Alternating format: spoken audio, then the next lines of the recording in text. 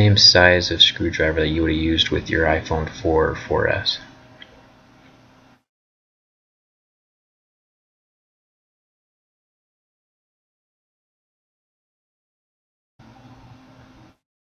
Once those are out, grab a little suction cup. The bigger the suction cup, the better. And then you just have to pry off the bottom of the screen. In hindsight, I probably should use a plastic tool, so keep that in mind. There's ribbon cables up along the top, so be very careful when you're pulling it away, because if you damage those ribbon cables, especially on your new screen, then you'll have some problems. There's 3 little screws right here that you have to take out to unplug the ribbon cables from the phone, and I'll show you those. This little bracket comes right off as soon as you get the 3 screws undone. Doing the iPhone 5 screen is much easier than doing the iPhone 4 or 4S screens.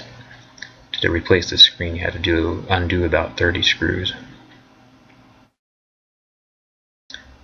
Little bracket just slid right off, and then as far as the flex cables go, you just pop them off with a flat tool. They're just like little snaps, kind of like Legos. So there's 2 of them right there, and then the 3rd one's underneath. And that releases the screen. So get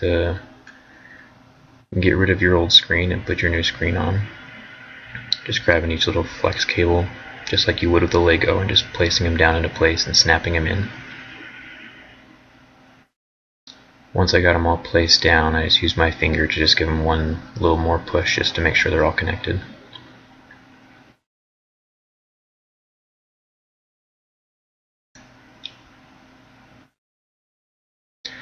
Keep in mind that these screws are also different sizes. The 2 bottom screws are the same size, but the top screw is a little bit longer. I'm going to speed this up a little bit just because the screws were hard to get into place.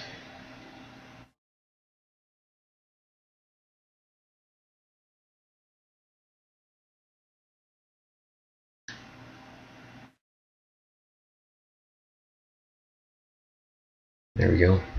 When you're putting the top back on, make sure you slide the top in first, and then you can take the phone down the sides and clip it all into place.